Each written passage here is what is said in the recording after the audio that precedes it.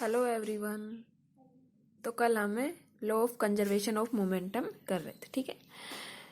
संवेग संरक्षण के सिद्धांत में हमने कहाँ तक कर लिया था कि जो एस फ्रेम है उसमें हमारे पास इक्वेशन आई थी m1u1 plus m2u2 equal to m1v1 plus m2v2, ठीक है।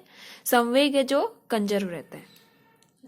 इसी प्रकार जब हम जो एस प्राइम फ्रेम है उसमें देखेंगे रेस्पेक्ट टू एस फ्रेम, जो एस प्राइम फ्रेम है वो एस फ्रेम के रेस्पेक्ट में v वेलोसिटी से मोशन कर रहा है, ठीक है।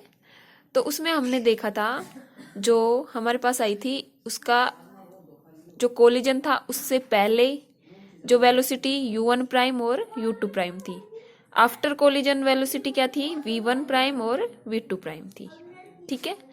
तो हमें देखना ये था कि क्या एस प्राइम फ्रेम में भी ये वाला रूल फॉलो होता है कि टक्कर के पश्चात और टक्कर के बाद जो मोमेंटम है वो इक्वल रहता है, ठीक है।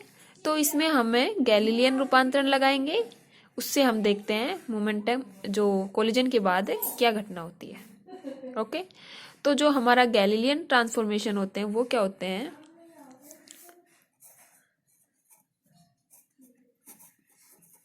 गैलीलियन ट्रांसफॉर्मेशन वेलोसिटी में क्या होंगे, हमें पता है u1 vector v1 prime vector v minus v होता है, ठीक है। अगर यहाँ से v निकालें तो v प्राइम प्लस v, ये हमारी वेलोसिटी में गैलीलियन ट्रांसफॉर्मेशन है। इसी प्रकार हम u1 में लगा सकते हैं, u2 में u1 में, u2 में, v1 में और v2 में, ठीक है। तो यहाँ से अगर u1 वेक्टर निकालें तो क्या आएगा u1 प्राइम प्लस v, और u2 निकालें u2 vector u2 prime plus v, v1 निकालें तो v1 प्राइम प्लस v। ये वेलोसिटी वो है जो एस प्राइम फ्रेम एस के रेस्पेक्ट में, एस फ्रेम के रेस्पेक्ट में मोशन कर रहा है, वो वेलोसिटी है। यहाँ से v2 vector v2 prime plus v, जो ये इक्वेशन है, इक्वेशन फर्स्ट में हम पुट करेंगे u1 की जगह, u2 की जगह, v1 की जगह और v2 की जगह, ठीक है।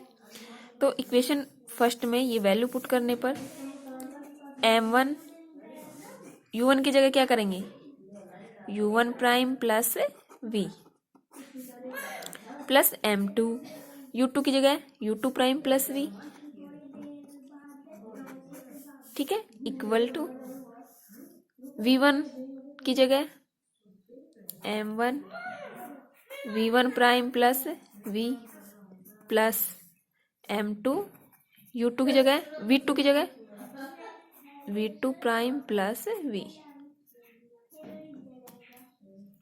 ठीक है।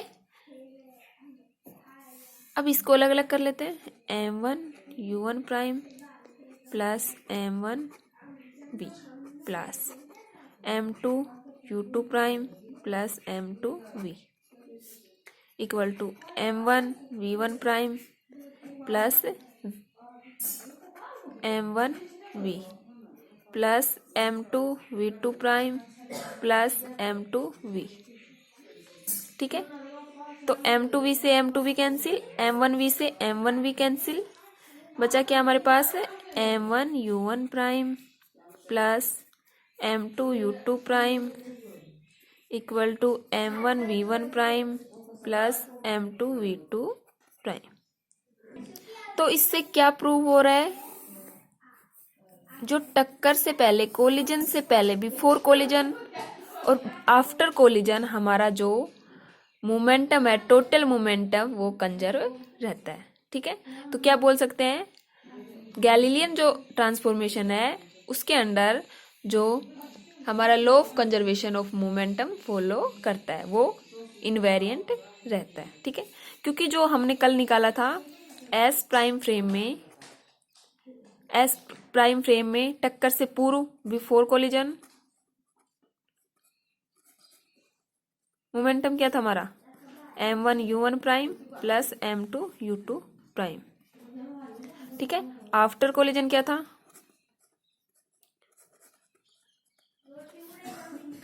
M2U2 M1V1 prime plus M2V2 prime. ठीक है, ये दोनों हमारे इक्वल आ रहे हैं, M1U1 prime, M2U2 prime, M1V1 prime और M2V2 प्राइम। तो इसका मतलब क्या है, before collision and after collision जो टोटल मोमेंटम है वो समान रहता है।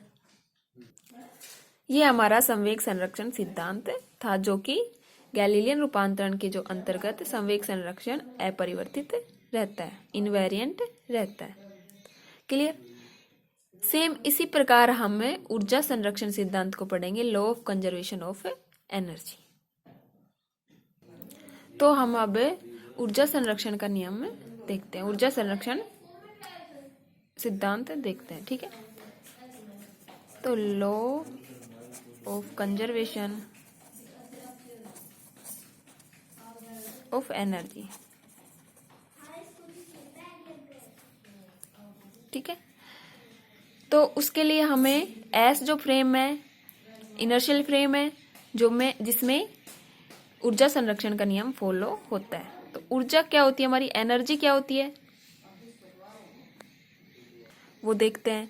जिस प्रकार जो हमारा मोमेंटम कंजर्व रहा था, मोमेंटम कंजर्वेशन लॉ फॉलो किया था जो गैलीलियन ट्रांसफॉर्मेशन के रिगार्डिंग। ठीक है, उसी प्रकार हमारा जो एनर्जी ऊर्जा संरक्षण का नियम भी इनवेरिएंट रहता है रिगार्डिंग गैलीलियन ट्रांसफॉर्मेशन। ठीक है, तो देखते हैं एस जो फ्रेम होता है उसमें ऊर्जा संरक्षण का नियम क्या होता है। बिफोर कोलिजन वेलोसिटी वही सेम प्रोसेस है, U1 है, आफ्टर कोलिजन U2 है। ठीक है, और बिफोर कोलिजन दोनों पार्टिकल की वेलोसिटी U1 और U2 है, आफ्टर कोलिजन दोनों पार्टिकल की वेलोसिटी V1 और V2 है। सेम उसी प्रकार एस फ्रेम में तो कंजर्व रहता है। ठीक है, एस फ्रेम में तो एनर्जी ऊर्जा संरक्षण का नियम ऊर्जा संरक्षण के नियम को फॉलो करता है। लेकिन हमें चेक करना है एस फ्रेम के अंतर्गत क्या एस प्राइम फ्रेम में भी ये इनवेरिएंट रहता है। ठीक है, जिस प्रकार हमने जो law of conservation of momentum में किया, इसी प्रकार इसमें करते हैं। तो एक बार देख लो, बिफोर जो कोलिजन है उससे पहले हमारा जो टोटल एनर्जी हाफ mv² होती है, तो half m1u1² plus half m2u2² equal to collision के बाद जो वेलोसिटी है वो v1 और v2 है, तो half m1v1² plus half m2v2²। ठीक है, और हाँ, इससे जो एनर्जी निकलती है Q के रूप में निकलती है, तो Q लिखते हैं। ये हमारी इक्वेशन फर्स्ट है। अब इसमें वही गैलीलियन ट्रांसफॉर्मेशन लगाएंगे। Galilean transformation U1 U2 V1 V2 इसकी वैल्यू आपको पता ही है, जो हमने संवेग संरक्षण सिद्धांत में किया था। तो एस प्राइम फ्रेम में अगर ये कंजर्व है, ये तो हमें पता है कि कंजर्व है एस प्राइम फ्रेम में भी, हमें प्रूव करना है कि कैसे ये कंजर्व हो रहा है। तो क्या आना चाहिए एस प्राइम फ्रेम में, ये इक्वेशन हमारी फर्स्ट हो गई, एस फ्रेम के लिए थी। एस प्राइम में क्या आना चाहिए, हाफ m1u1 प्राइम का square plus half m2u2 prime का square equal to half m1v1 prime का square plus half m2v2 prime का स्क्वायर प्लस एनर्जी जो निकलती है वो Q। ये इक्वेशन हमारी 2। हमें इक्वेशन 2 को प्रूव करना है बाय इक्वेशन 1। ठीक है, इक्वेशन ए से हमें इक्वेशन 2 को प्रूव करना है, सिद्ध करना है। ये कैसे होगा, गैलीलियन ट्रांसफॉर्मेशन से। गैलीलियन ट्रांसफॉर्मेशन से यहाँ से हमें U1 की वैल्यू रखेंगे, U2 की रखेंगे, V1 की रखेंगे, V2 की रखेंगे, तो सारी जो प्राइम में आ जाएंगी। फिर देखते हैं क्या ये इक्वेशन 2 हमारी आ रही है कि नहीं, प्रूव हो रही है कि नहीं। ठीक है, इसमें उसका स्क्वायर करेंगे। U1 क्या है हमारे पास, U1 prime plus V। U2 क्या है, U2 प्राइम प्लस V। ठीक है, और V1 क्या है, V1 प्राइम प्लस V। ये कैपिटल भी मानो,